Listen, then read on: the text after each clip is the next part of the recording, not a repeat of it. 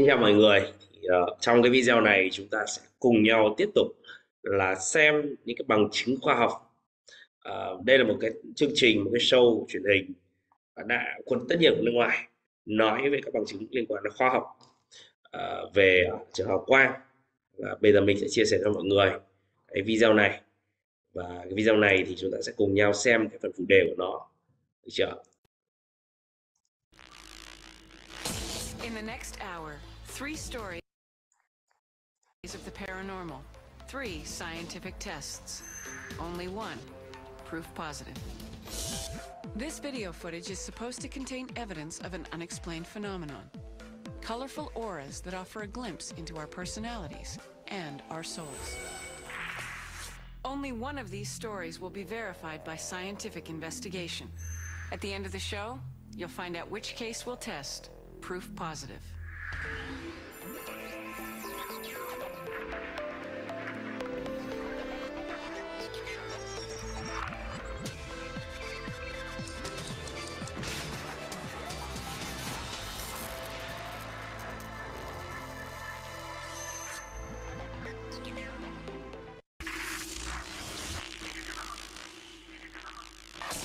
An aura is defined as the intangible quality that surrounds a person.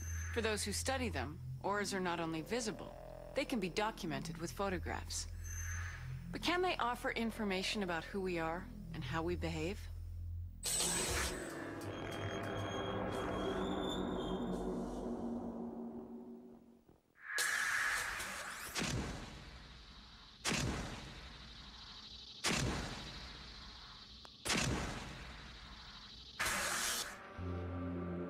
Aura is the electromagnetic field around people, plants, everything basically.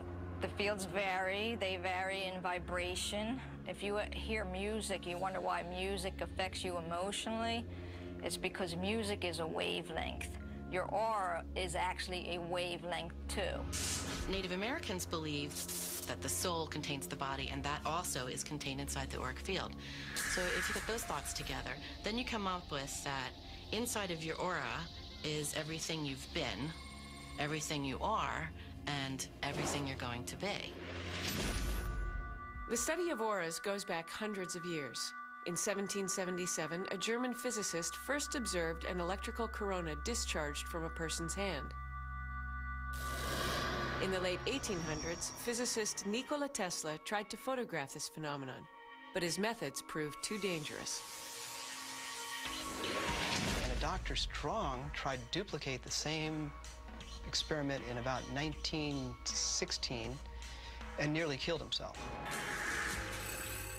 Guy Coggins has worked as a years. In those days, it took 500,000 volts to get enough light to expose film. So that sort of put it into disuse for quite a while. In 1939, Semyon Kirlian, a Russian scientist, invented the first process to photograph auras, known as the Kirlian effect. In Kirlian photography, what you do is you take a metal plate, and a high voltage goes between the plate and your finger. And you take the metal plate and you put a piece of photographic film over it. Now the photographic film blocks the high voltage from going through in large charges, but it sort of leaks through in a corona discharge, and they sort of look like this. Once the Kirlian method was developed, aura research began in earnest. Everywhere they've done research on using Kirlian as a diagnostic, as a way of seeing interaction between two people, and just about everything else you could think of, including the phantom leaf effect. That's where you can take a leaf of a plant, you can take a Kirlian photograph of it, you can tear that leaf off, then when you try to take another Kirlian photograph, you'll actually see the leaf as though it were still there, in kind of a phantom effect, which fades in time. Guy Coggins has since refined the Kirlian camera. Dispensing with electricity, he devised a system that combines a camera with a computer to capture a person's aura in real-time video. Like a polygraph machine, probes measure the galvanic skin response, or GSR, at specific acupuncture points on the hand. Those points reflect the bioelectric fields emanating from the corresponding parts of the body. We have two ways of sensing him. One is through the sensor box, which gives the information for the aura itself, and then we have just a simple camera, which gives the visual information for the face, so that the placement is the same. And right now, we're recording it to a deck, or we can print it from the printer. Once the aura is photographed, the results are interpreted by aura readers like Mary Beth Spitz, who matches the colors with their corresponding personality traits. Probably the most. Auras are very much a reflection of your emotional state. So if you're feeling a little more depressed, you'll probably see some blue in your aura. If you're feeling happy, humorous, you're going to see yellow in your aura. If you're feeling crazy, wild, you'll see magenta. If you're feeling angry, you'll see red in your aura. There's no good color or no bad color. We all experience many different colors of the aura spectrum. Tan is a mental color. They're the scientists, the researchers, very down to earth. They actually do very well in relationships. Green is a very business-like color. They are planners, they have objectives, they set goals, they make lists, they like to make a lot of money, and they usually do. They're very driven. Sensors on you as well. An emotional reaction can trigger a change in aura, as Guy demonstrates with this kissing test. You could try just kissing. Interesting.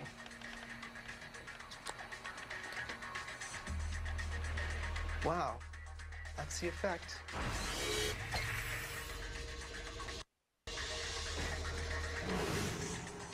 Conversely, an auric shift can also be triggered by anxiety. Are you ready to go to Iraq and put on your flak jacket and get your gun? And we got some, yes, yeah, we got a change there. Are auras truly an indicator of human behavior? Or, as skeptics suggest, are they simply natural electrical fields, unrelated to biology? The New College Dictionary defines aura as a supposed field, so the aura doesn't really exist. But if you call it a biofield, then it's real. And if you can measure it, then it becomes scientific. I would say at the very, very least, there are gases emitting from us, there's molecules emitting from us, there's humidity emitting from us. And if we can image that and see that, that in itself can show that there's an effect. To test Guy's theories, we assembled a group of volunteers. Next, Mary Beth will analyze their color fields. The test subjects will then verify whether her findings are accurate. Some volunteers appear open to the experience. I'm really excited about having my aura read today. It's something I've never done before. I do know that there are people that can see colors or surrounding you, and they're able to interpret them. Christy, I see some red in your photograph here. Reds are also very passionate, very sensual, and very sexual. Other subjects are skeptical. Hi, Halen. I've heard of people talking about auras being something that you can detect from someone, but I think it's a very subjective thing, and I certainly don't look at people and sense that I can see an aura or anything from them. You're multi-talented. You have a rainbow of colors. Yellows, on the other hand... How accurate will Mary Beth's readings be? Will her subjects' colors match up with their characters? The answers later in the show. Can auras provide insight as to who we are and how we behave? Many psychics believe that the color fields given off by auras are biological predictors. Auras are the basis of a lot of metaphysics. The aura tells you a lot about the person and the personality and who that person is. If you can measure it, then it becomes scientific. And if we can image that, that in itself can show that there's an effect. Proof Positive wanted to know if aura readings were accurate, so we invited a group of volunteers to have their auras photographed and then to have their colors read by an aura interpreter. It's these test subjects who will determine whether the readings capture their personalities accurately enough to be judged. Proof positive. Geraldine, you have a green and yellow aura. Yellow represents very fun, the type of job you would have has to give you fun. You have two obstinate colors. Greens do not like to be bossed around, and yellow doesn't mind being bossed around. They will be bossed around, but like a child, they have some obstinance to it. I think the most accurate aspect was the aura reading for the combination of the yellow and the green. Needing a job that's playful, needing to be my own boss, and having my own business. Made me feel really good. I think the aura reading does give me an accurate picture because it was so specific. It was very right on for who I am. Next up is Christy. Okay, Christy, I see some red in your photograph here. Reds love to be the doers. The yellow means you're a sunny kind of personality, you're optimistic. Children are very much attracted to the yellows. I can see where the yellow is definitely, you were right on, because children do approach me in stores all of the time, and it's always happened all of my life. Reds are also very passionate, very sensual, and very sexual. One of the bad things with the reds, they can anger very quickly, but you have the yellow to balance that out. Mary Beth's reading of my aura, the red part, I'm not really so sure that I'm that passionate or sexual, but as far as being cheerful and optimistic and having children be attracted to you, that's definitely right on. What I didn't think was right on is when she said that reds tend to anger. His aura colors are violet and white. White is someone who is actually searching for the truth, especially spiritually. Violets don't have the patience for that person who does not necessarily see around the river bend. They can go from step 1 to step 10 without wanting to do the details in between. The one specific thing about Mary Beth's reading that was so right on was when she spoke about me being the kind of person that can see steps 1 through 10, but have no interest in making steps 2 through 8 happen. Everything about my aura reading was stuff I could really see and get clearly. I was really testing her. I wanted to see if she would really come out and get it right.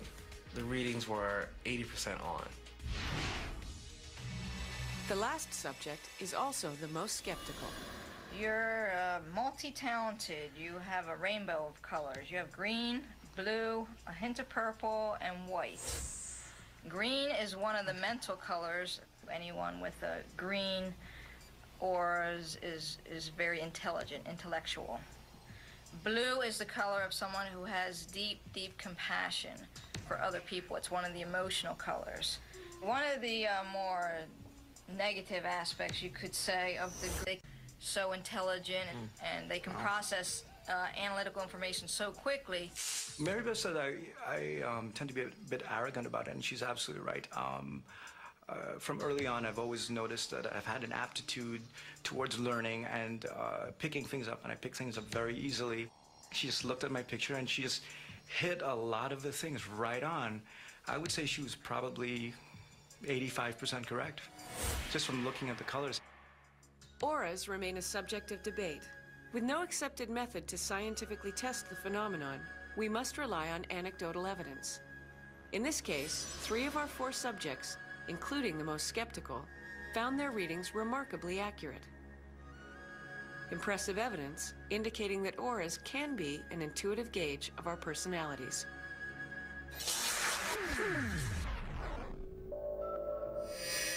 Dig deeper into the evidence at sci-fi.com. Ok, chúng ta cũng đã cùng nhau xem cái đoạn video vừa rồi và những cái công cụ mà người ta có sử dụng để đi tìm hiểu cái trường hợp quan của con người. Thì đây là một trong những cái video để chúng ta tham khảo, chúng ta có thể tìm hiểu sâu hơn về các dạng năng lượng của trường học Quang của chúng ta phục vụ cho quá trình mình thực hành trị liệu. Rồi, mình sẽ cho mọi người xem tiếp những video để chúng ta có thể tham khảo là khi chúng ta thực hành với các trường năng lượng nó sẽ thay đổi cái tác động lên trên cơ thể con người mình như thế nào, và cái phương pháp sau này chúng ta được học chúng ta sẽ ứng dụng nó ra sao nếu trong trường hợp năng lượng tương tác như vậy. Hẹn gặp lại mọi người ở trong các video tiếp theo.